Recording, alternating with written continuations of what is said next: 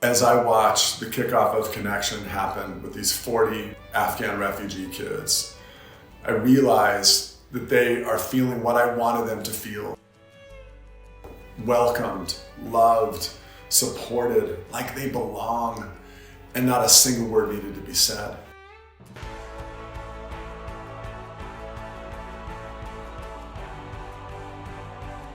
My name is Adam Miles. I'm the founder and executive director of Refugee Soccer. Our company connects the refugee community and the established community together through soccer.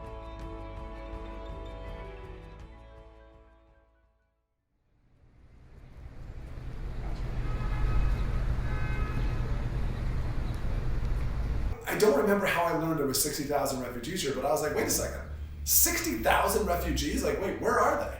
And so I was blown away by the opportunity to engage with the refugee community. Sometimes those opportunities fall in our lap. Sometimes we can go and create them. One Utah family has a special goal this holiday season to do something special for kids in a village in Africa.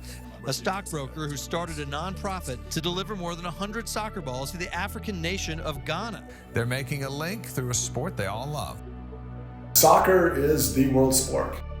You don't have to have words. You don't have to speak the same language, except that you speak the language of soccer.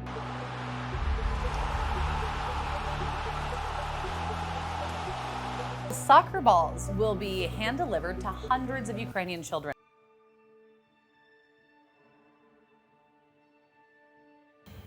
A couple of months after Russia invaded Ukraine, I saw an opportunity, a window, to take a bunch of unpoppable soccer balls that I'd been collecting. I walked across the border from eastern Poland into western Ukraine. The first place we went to was a church, and to see all these kids, these beautiful Ukrainian kids whose fathers were back fighting the war, defending their homeland. It was sort of like the sobering reverence of trauma. It felt heavy, put it that way.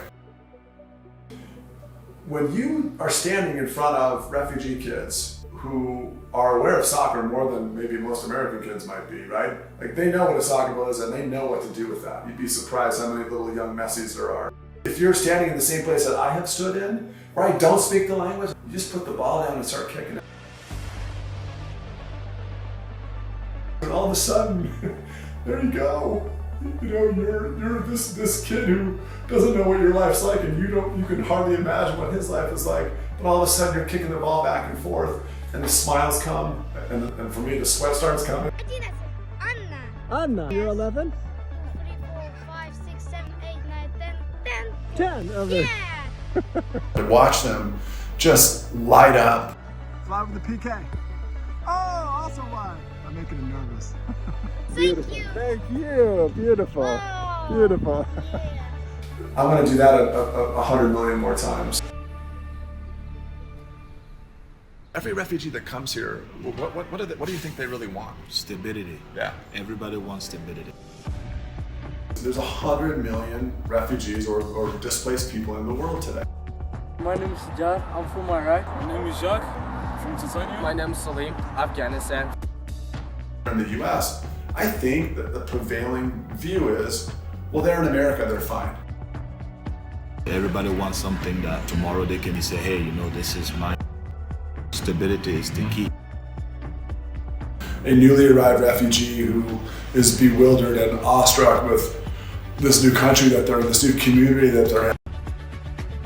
To use soccer as the motivator, as the incentive to help build well-rounded humans.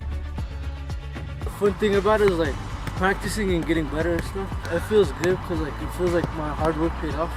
A hat trick of success around soccer, school, and service. People who you invest in and in the future, they will contribute. I mean, the thing we don't think about is how vulnerable and susceptible these kids are. They're looking to belong. There was another young man I was driving with one time, and this was in the wake of the shooting that happened here in Salt Lake City. It was supposedly gang related. I don't know all the details. And I would ask them, like, did you know these boys? And they said, yes. And I said, what is it that keeps you from being involved with gangs? And one of these young men said to me, he said, Adam, soccer is my gang. It's like those moments that hit you. We're the same fundamentally. We all have the same needs, and there's a lot more overlap than we think. Yes, boy, do we look different, and boy, do we speak different languages and think different things. That regardless of those differences, on the soccer field, I mean, those differences wash away. Refugee Soccer, like, it means a lot to me. So I was born in Mogadishu, Somalia, the capital of Somalia. We had to flee the country because of the war that was going on. It might not seem like a big deal in the States. I've seen what it's like. What you're doing is really amazing, man. It's beautiful. Like, to see those kids smile. Yes. And I was one of those kids not long ago. It all matters, and it makes a difference. As a professional athlete, people around me is what made me the way I am. All my teammates, my family, my coaches. It's really amazing, and